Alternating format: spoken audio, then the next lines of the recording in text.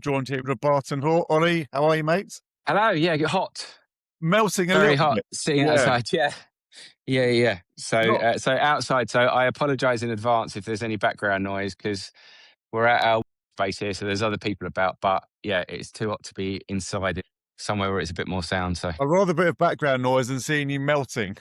Yeah. yeah. We, we don't like complaining about the weather, but it's too bloody hot. Oh, I'm not complaining about it. I love it. Yeah, I'm very comfortable in this, but yeah, it's nice. Well, there's nothing better than Yeah, it's sitting nice. outside and working as well. But for me, it's just nighttime.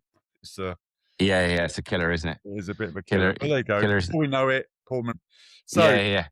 apart from the main topic at the moment in it being the weather, a lot of talk in the property industry about what's going on with some government. Yeah.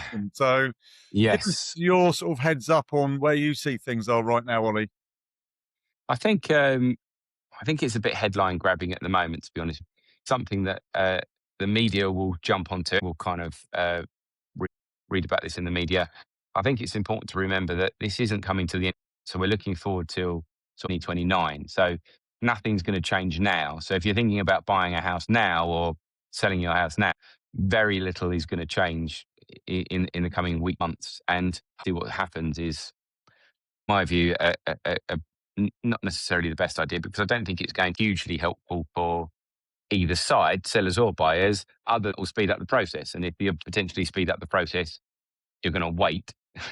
It's pointless doing. But yeah, there are things that have come up. I think are quite interesting ideas, and other ideas that are very well, but proposed at the moment rather than in law. Is it like a lot of this legislation where people who aren't involved in the property industry are trying to legislate the property industry? I think so. I think that yeah, I think it is to me, and I don't know enough about the granular level of exactly who's looking at this, but I think very often people look at stuff that looks in theory, but you need to speak for the practical things to actually work as well, which will stuff that we're going to talk about today. It frustrates me. I mean, it's a throwback about 20 years ago, which got thrown out. Again, it just wasn't thought through. It's been a great idea in theory for the right person, but then it's not a broad enough brush to cover everybody that's looking to buy and sell a house. So Yeah. we'll see. So let's start off with sales packs. Firstly, Yeah. what goes in it? Who pays for it? And is it or a hindrance? Okay. So what I understand to go into it, a lot of people, a lot of the information that is proposed to go into the pack is already available. So they have to this as if and now the estate will be responsible for creating selling packs with it. They're going to have title information. They're going to have planning about information about the area, planning applications, relations, other street, EPCs, computer. That's all available already. Estate agents don't choose to put it up there, but we do for our clients so that people can see it. So it's all information that is obtainable. It's just that they're going to have to provide it. In addition to that, one of the things that has been is that seller is going to have to provide chain information. Now, not quite sure how a seller is to provide chain information. What people have, the first thing they do is put their property on the market because they need to they start looking for property, and that's what we recommend people do. Apart from anything else, if you're in a house, somebody comes along and well, what's your position? They say, well, I haven't got my house on the market yet. You're very seriously. So I and other property professionals, especially estate agents, the advice up until now is always, well, you've got to sell your house before, or you've got to be in a proceedable position before you make an offer, before you make the property. Okay, great. Well, if you've got a proceedable position before you make an offer on a property, now sell before I buy. Well, if I'm selling before I buy, how can I provide chain information? I'm going to buy yet. So I don't think it's very thought through. I assume it's going to be something along the line, something like on the market, haven't found property. That's the only thing. That's the only thing that I think of as far as providing chain, which estate agents do at the moment anyway. Okay, they don't advertise it or on the market or whatever portal they're on. They don't advertise it, but it only takes a phone call. Pick the phone call up to the estate agent and say, "Oh, what's the position of the vendors?" And we've got that at the moment. So that's what I believe in it. I'm just going to check my notes. Yeah, building safety thing is going to be action report. Going to be proposed again. It's the last thing that they implement, but they're talking about moving closer to the Scottish system, whereby the seller is responsible for a conditional report of the property, so you know you're looking at before you buy it. In theory, that's the idea, and this is what I was talking about at the beginning. About it's a great idea, but when you actually screw down into the detail of it, you've got to think about, well, how does this actually work? And for the record, I hope it does work, because I think it is a good idea and it does make sense for sellers to take on the responsibility of the report. The problem I have with it is, if you want to buy my home, Stefan wants to buy, and now I'm the condition report, I have that condition report. So whoever does that for me is doing it under my instruction. Now, the buyer line, I have instructed to do that report. And for all you know, it might be Barry down the pub, who happens to be a qualified surveyor. And I've said, yeah, Barry, mention anything, but you don't need to go up in the roof. Ignore don't worry about the roof. The roof will be fine. You know, there are ways around that. You can have, I presume, that you agreements that, if you've got a Royal Chartered surveyor that is doing a conditional report, it should be a conditional report that is what's good for one person is good for another. But these are the details that need to thrash out, and that's deliberately been left out at the moment. That hasn't been mentioned upon about how that works. So I think the buyers are going to need to get surveys anyway. I'll be interested to see how that bit works. Well, potentially. I think they've got the right idea. I'm pro the idea of the process being sped up. It's archaic. One of the main reasons it's archaic is because sharing of data behind the scenes. For a lot of that still has to go over in hard because it's sensitive. If that can all be digitalized, so solicitors share that information and update it quicker. Things like titles and things like that. If that can be updated digitally, that would speed up the process. If you were in a head of government, you had the power to do this. What your world experiences of what you're doing with your clients every day, what would you? That a conditional report is not going to be a conditional report. If it's just an evaluation and a quick glance over, then I don't think paper is printed on. If you a 3 survey, so a full survey that could be relied upon, then there's my direct, because we've got the system we've got, and it was an easy fix. I think it would have been done. So that would be the answer to the question. The problem with that is that that's an in-depth thousands of pounds. Well, sometimes people want to put their property on the market because they want to. As soon as you start charging somebody thousands of pounds for a conditional report to go to put your property onto the market, it's going to go, well, I'm not 100% sure I want to move. I don't want to spend thousands of pounds on getting a survey report. I don't know with you. I don't know. I think if wouldn't do is come up with on a form without actually thinking it through, which is what's saying things like sellers are going to need to provide information about that. Anybody can do that. Is crazy. Searches is another thing. By the seller. Great. Okay, so somebody comes along, and it's another cost to the seller, which could slow down marketing properties. Problem with that is lenders give 6 months at the moment behind this. Mortgage mortgage lenders with a mortgage don't like lending on a property if searches are more than 6 months old. Done and photographs done, and it takes you a few weeks to get the property, and it goes onto the market, and it's on for a higher price. Plenty of properties stay on the market for more than 3, 4, 5, 6 months. But even if it stays on for 3 months, you've then got to get the conveyancing process done within that to make sure that the searches are still. Now, got a complete chain, that's very doable. But it might be the well within their process, and the top of the chain have only just found a property, so the searches can become out of date. So that was a long answer of saying that I don't think that there is it to fix this. And one thing I could say that I would do is think through the things that are being thought about a little bit more before they have the brilliant idea of, Labour are going to reform house buying and make it brilliant for everyone else. Right? Brilliant. Wow. It's okay on a game of Monopoly, but in the real world, there's the issue, I guess.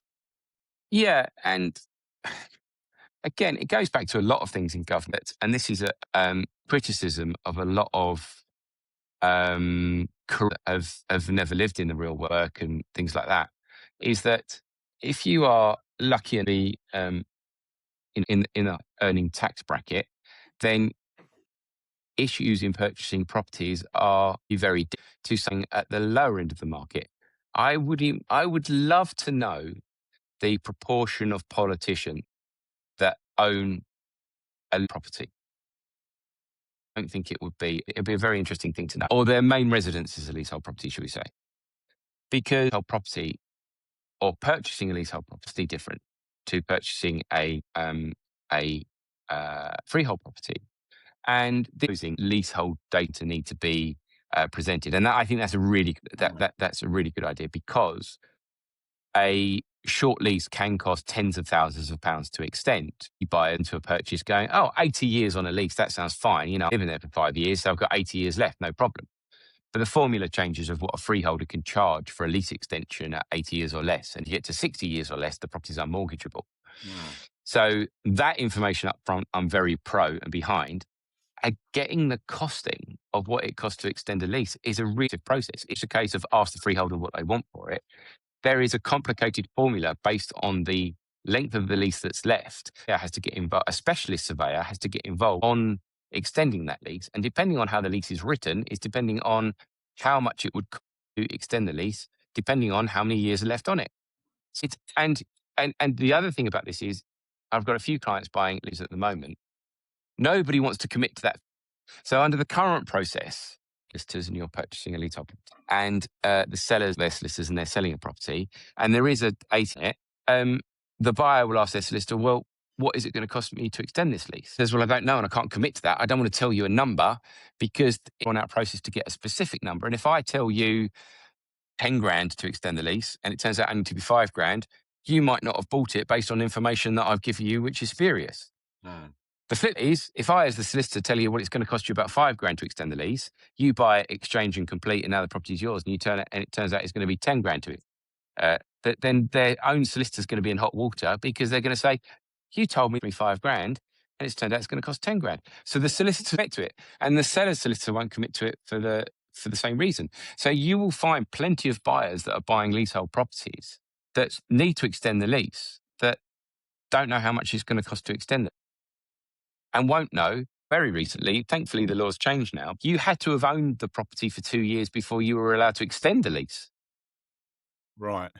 So that's scrapped now. So you can purchase a property. This is that. You've got to wait 2 years before you're allowed to extend it, and then find out that it's going to cost you more than extend the lease. But talking about being scrapped now. But this is another thing that brilliant idea in theory. Government are going to need to provide leasehold information. Great. Have you thought this through? Just think of the timings of it, Think of those people really thinking about selling the house unless Cherry Tree Lane came on the market, because that's the dream house we've always wanted to live there. Yeah. Have you seen 25 Cherry Tree Lanes on the market? Okay, great. We want to buy it. Fantastic. All you need to do is get leasehold information. How long is that going to take? Don't know, 4 to 6. If you're lucky. Right, you need to get a conditional report. Okay, what's that going to take? Conditional report, you'll probably get the report back on the same day. Problem is, this is new to the, so for the million transactions that go on a market a year, or the million transactions that happen a year, they need to find surveyors. So there's going to be a waiting list and weeks before you can find a surveyor that's going to do a conditional report. It's in the market. Just wait for me to sell Cherry Tree Lane. Just wait for me to sell because that's the house of my dreams. Sorry, mate, I've got 3 or 4 people that have had their property on the market for a while. They did their 6 months ago, and they've got their leasehold information. So sorry, you can't. Crazy. Yeah. But Again, I don't like just pointing out problems as far as what's being. It's just questions I have about, how they're gonna. I don't want to be negative on a government that's trying to make house buying process better, because I'm very pro that, as I say. Frustrated when one of my favourite sayings, comforting lies over harsh, and um, an American politician in particular, right, and that people go for. But when you go, well, you've not thought this through. I think it goes back to successive governments, not being political about any one part. Bureaucrats are not making up, but obviously implementing without really going detail with people on the front line of the industry. You're leading the Exactly that. industry, Yeah. and whatever industry that is. Obviously, we're talking about property, but that's seems to be a common directive where bureaucrats are one communication. Next, they're in something else, Yeah. health, and then they're in defence, and then Yeah. they're Yeah. not expert in any of them. And Yeah. real life experts, the front of an industry seems to be common sense, but common sense isn't always applied to bureaucracy, unfortunately. So, and I talk about know. bureaucracy. Let's talk about binding contracts, and just Yeah. tell the layman about what that looks like when you locked in, and what happens if you want to try and get out of a binding contract. Okay. So binding contracts, as I understand what's being proposed, very limited, but that will be the last thing that comes in. So that's not going to be until 2029, at the end of this government. And what I understand is all of the information buyers are going to be locked into the process exchange. But that everybody is kind of glossing this is con- it's a conditional binding contract. Well, don't know what of what that could be. So that's one thing. So it might not be worth the paper it's printed. If there is a list of conditions that give you the right to pull out the contract, then who knows what that list is, but you can usually find something. So that's one thing. Mm. Main problem that I've got with it: 4 buyers in a chain get to the point where they've got to get to the binding contract within 4 weeks. Okay. Buyer one finds, puts their property on the market. They get a buyer from a chain, so their clock is ticking. 2 weeks later, that starts. Brilliant. So now we're 2 weeks in. So now these people, obviously, 2 weeks later, find a property. So now the 4 weeks is done, and the first person now is supposedly supposed to commit, but the chain's not even complete yet. So to say to the first person, now unit is all divided, that's all very well, but the third person in the chain's only just agreed their property, and they haven't even yet. So, so I don't understand people say, "Oh, you to the pro sooner." Brilliant idea in theory, but it's just not been thought through on what clocks start ticking. Because you can get chains where by the time the fifth person has found a property, this person is ready to exchange under the current system, which they can lock into. Again, I hope that there is a people look in earlier on in the process. It just needs to be thought through on what that actually means and what the conditions. Um, also, it also goes into, let's all information packs are read, sales go under at the same time. All commit to their purchase. We don't know for, by the way. I'm just saying that as it could be 8 weeks. All of the people are ready to commit to the binding contract earlier on in the process, and the top of the chain just says has a family tragedy or can't purchase anymore or move anymore for whatever reason. So the other 3 people can't commit to this binding contract. So I presume that one of the conditions of these binding contracts that people can withdraw from the deal. In which case, it doesn't really make that it's printed on, make it worth the printed on. To be conditional, don't they? No, no, they don't. And they're talking about, it will be conditioning by a fine if the buyer or seller pulls out. That's great in theory, but we kind of have that at the moment. I mean, very often it's not worth the time it takes to put a contract together. But there are plenty of agreements in the past where both the buyer and seller do 5 grand that goes into escrow, And if either buyer pulls out, that's lost the money. That's doable now. It doesn't happen that often in hand sales, but that's quite common with new build, that you have to put a deposit down that holds the property.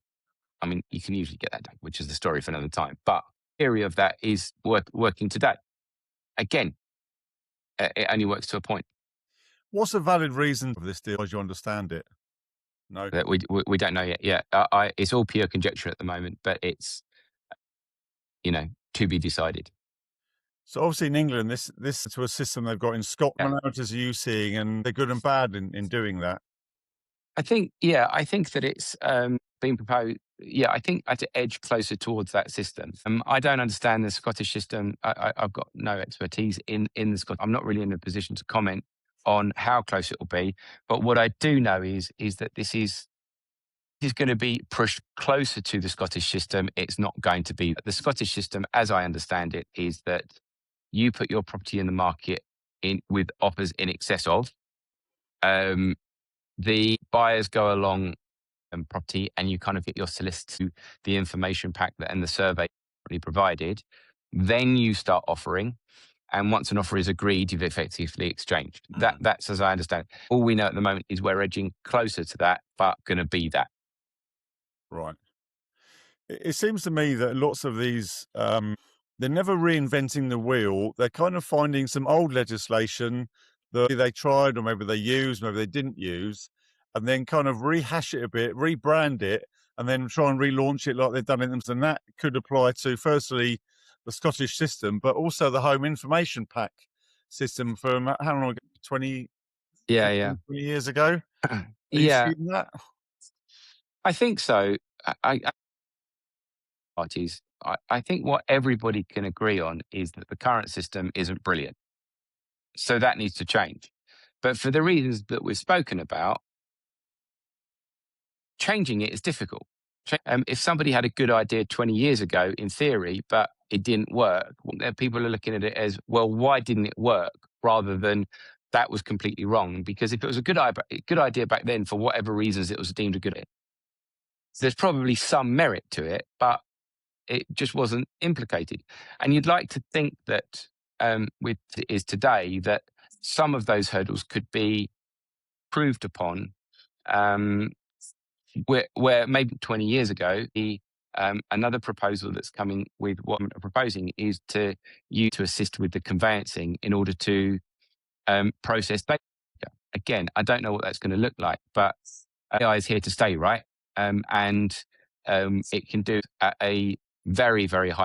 I'd presume that on a scale of uh, easy to difficult, of what they would definitely imagine that the process of data that's required, the legal process within a property, is at the easier end of that.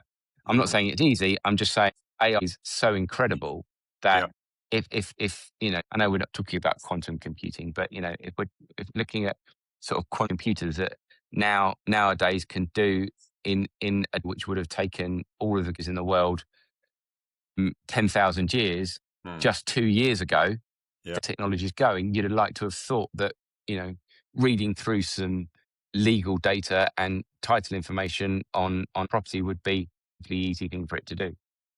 So a question really, if someone comes to you who wants to property, or equally maybe a mortgage broker who's got clients, and both these groups of people are asking you questions of saying, I'm a bit worried about this. How's this going to affect me, or how's this going to affect my clients? Sure, I know from what's the information available today, are you explaining it to people? Well, as I say, the third thing to be aware of is that this isn't going to be implemented until the end of this government, 2029.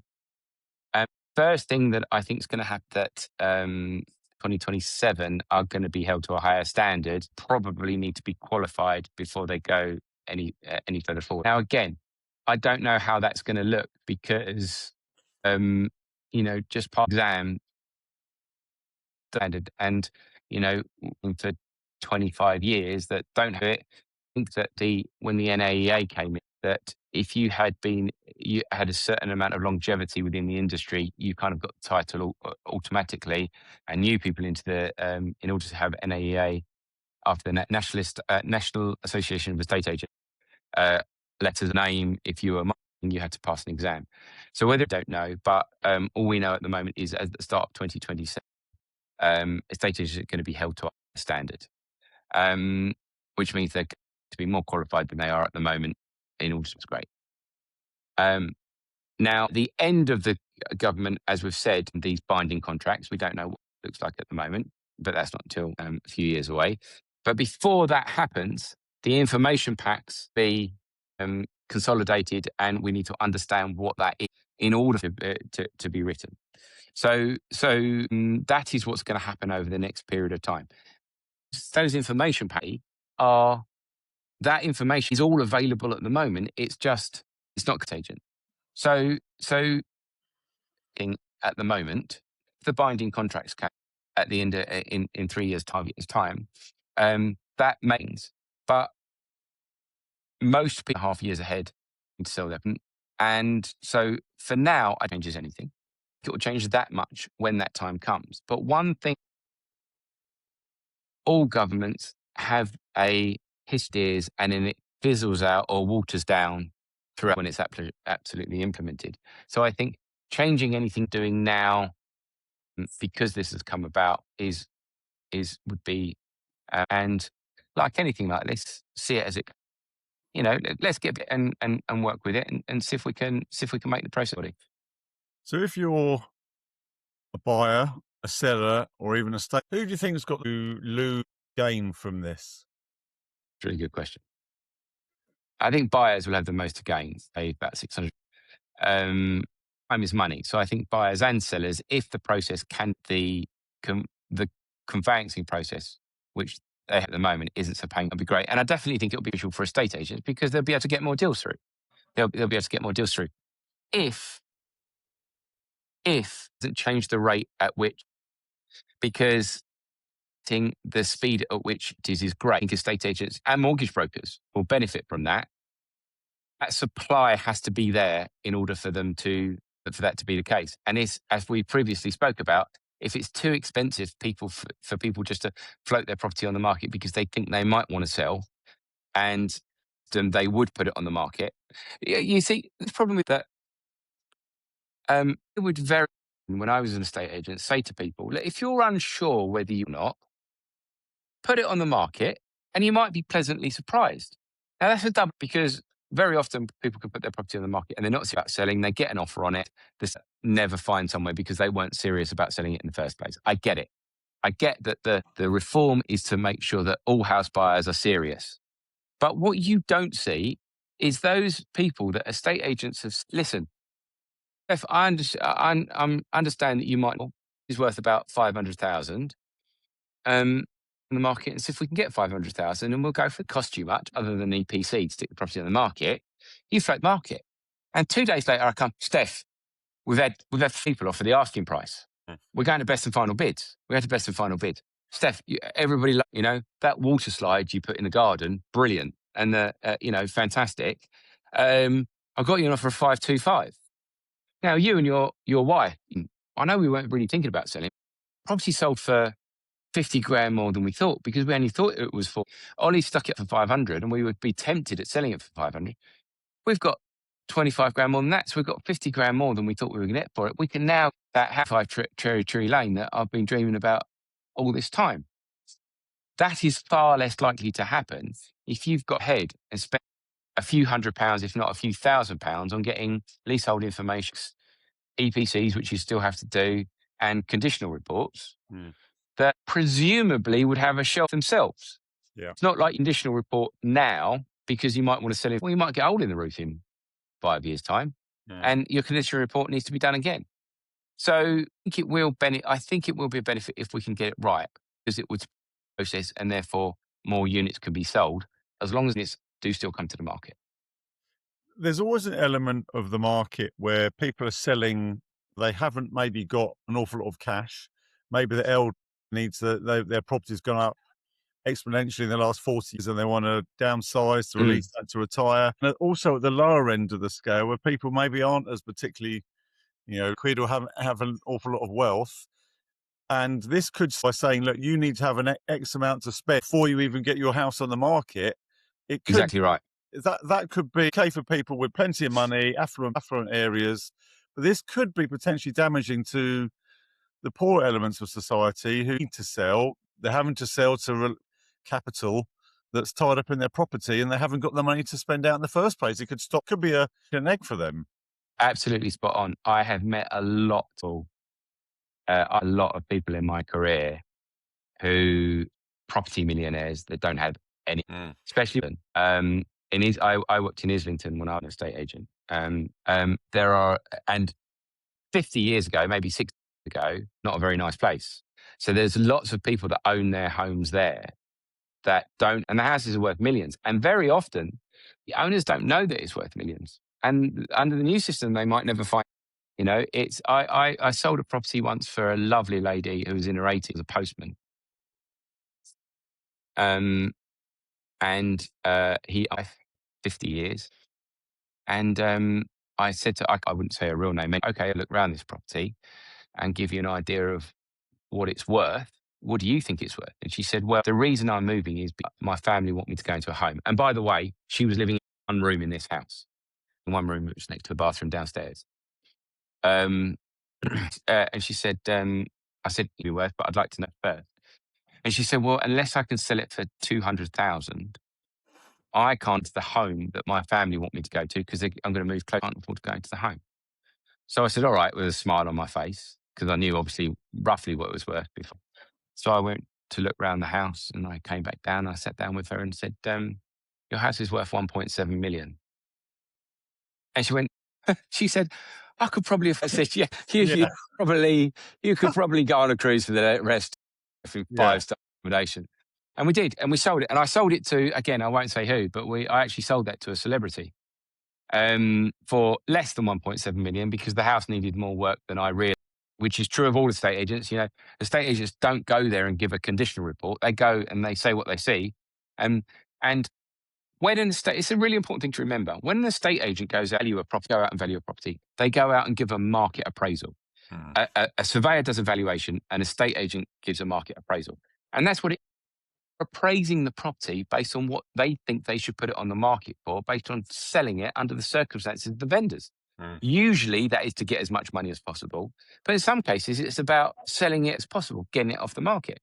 So in this instance, the lady got well over 1.5 million, well more than she thought she was going to get for it. Yeah. Which she would never have thought about if she didn't put the property on the market. She didn't go around and tell them. And if people find out that they're going to need to spend that, if she had been told that she had a few £100 to put her property on the market, she would have stayed there. Yeah. And because she didn't have any money. I guess that is a fault in London where property release or something to release funds, help fund it for them, give them money back afterwards. But if your property 60 grand and you live in, I won't say any particular, but a poorer part of the country, Yeah. it's going to be harder for people, isn't it? So you've got to spend X few £100. It is. I mean, just to play advocate with you there, if you're selling your property, there is an argument to say that you're going to need to spend that anyway, because at the moment, you would need to sell that you would need to spend that money on your onward, same amount of money that you. But as you say, if it's people that are selling because they're hard up and they just need to release the equity and they're going to go into rented, then it's a difficult thing. Maybe they will. Maybe the option to the payment until you sold and pay for it out of the equity of the property, or if there's equity in it. Yes. Maybe there's a means test as well, just to complicate more admin. Yeah, maybe. We just don't know yet. Yet. As I say, I think it's quite a headline grabbing question at the moment, and it'll be interesting to see a bit more depth. If someone's watching this right now, my house isn't on the market yet.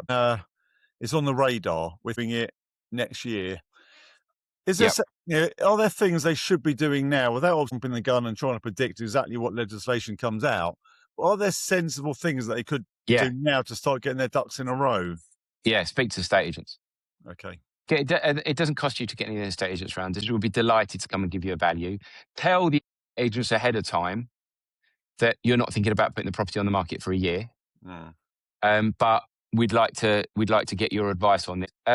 Very often, the estate agent will look at the property mainly because they're going to try and change your mind and say, well, listen, I did it for a year, but I've got some market now.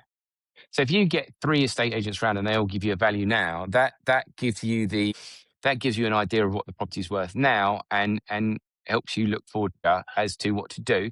And ask your estate agent if there's anything that you could do to the property in order to improve its value over the next year. If it needs completely redecorating, then you've got a year to get it done.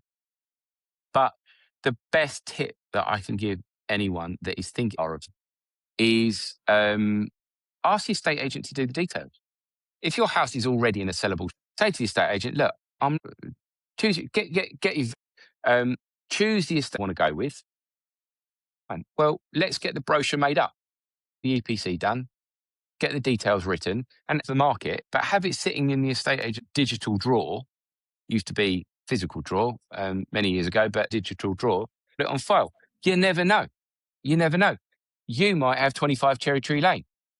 You might have that somebody comes, look, that if ever that property goes on the market, wonderful would it be if the estate agent, they're thinking about selling years' time, and I've got the details, let me speak. Got somebody here that's specifically looking on your road. It wouldn't necessarily be your exact property that's looking on your road. Would you mind if I shared your details with them? Because, they might be interested. You might buy a buyer that's prepared to wait. They're in rented accommodation at the moment. They know that they want to live in that street. All I'm saying is that as a seller, it doesn't cost you anything to put the property, especially if you've already got a valid EPC, cost you anything to put on the market, and you're increasing your outs. You're increasing your options. There might be somebody that comes along. The estate agent might have somebody come into their office and go, look, I'm really looking for a property on this. If ever you know of anything or any of the surrounding streets, let me know. And you say, well, actually I have. School catchments is another one. Catchments is another one. I always go on about school catchments just because it's the area that I live in, because it has a huge effect on places. But if you've got a property in a good school catchment area, give it to the estate agent's details. I don't know when I'm going to sell this, but when I do, I don't want you to market it openly at the moment. And at least the estate agent's got it in their back pocket. And here's how I know it's good advice. And it's free to find out. You've got these, okay, it's only a small possibility. But if the estate agent does go, I've got just a buy, and they come along with that offer that's 25 grand more than you were expecting, you might go, well, we were thinking of moving in a year's time, but we can get 25 grand more than we were expecting this now. Let's go see what other properties are out there. We've spoken a lot about estate or seller.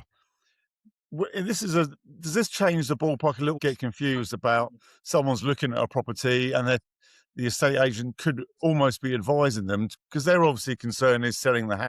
But is it, from a purchaser's point of view, do they take that advice, or how is this? It's sort of a new arrangement going on here with new advice, and not everyone's going to know everything about it.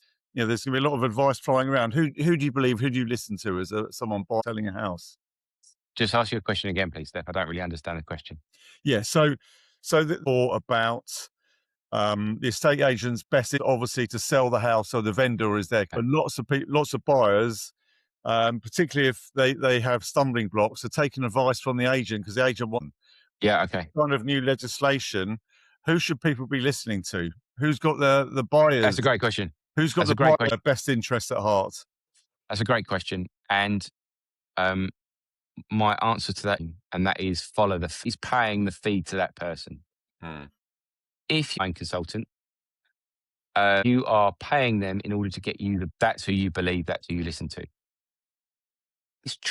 The biggest trick buyers have, they build a rapport with the estate agent, and estate agent tend to be great people, great salespeople, lovely and very helpful.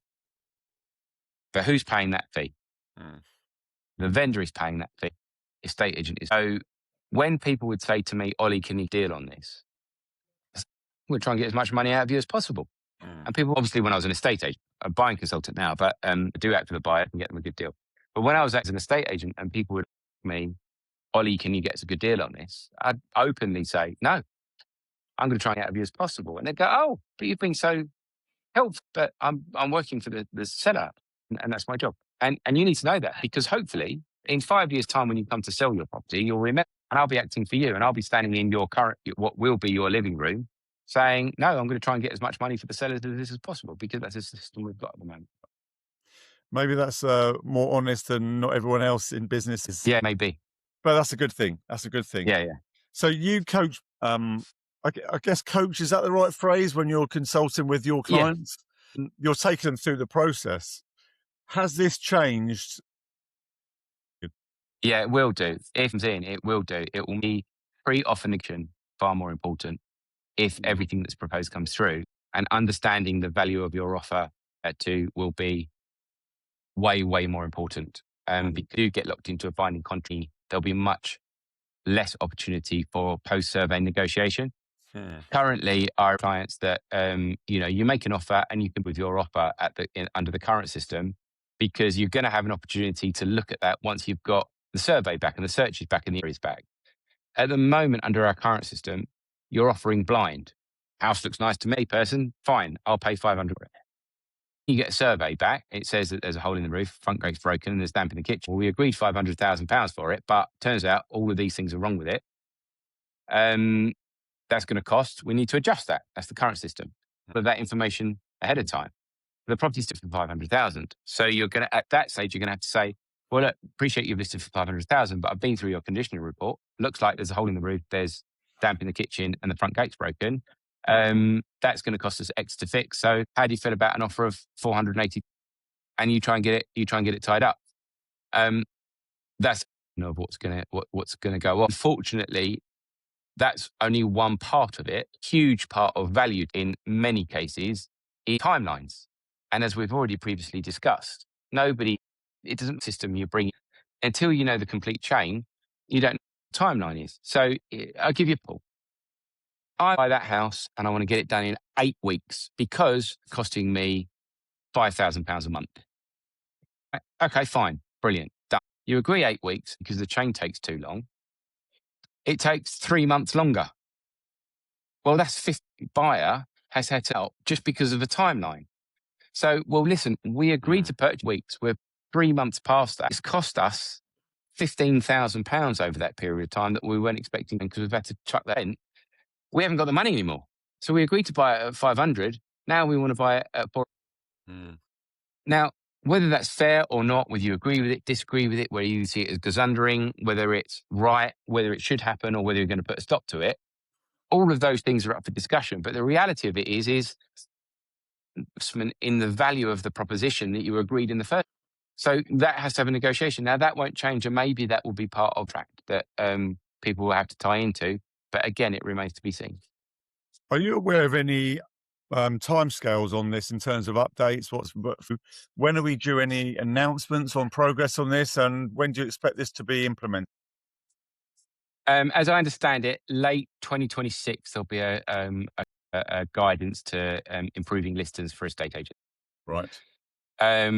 From 27, as we discussed, there'll be on estate agents code of practice and digital IG, logbook, all of that kind of stuff.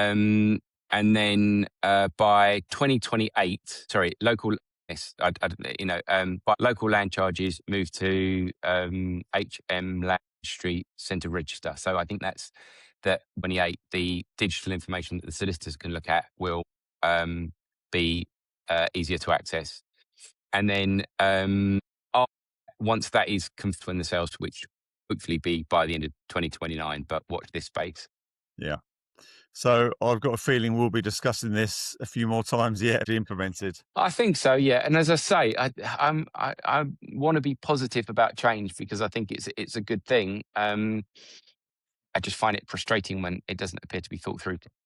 Surprises there, sadly, with governmental legislation. How true? Yeah. Ollie, it's been an absolute pleasure again. Thanks for your time today and sharing Lovely, all the ideas and stuff. So, yeah, thanks for your time. Cheers, Steph. See you later.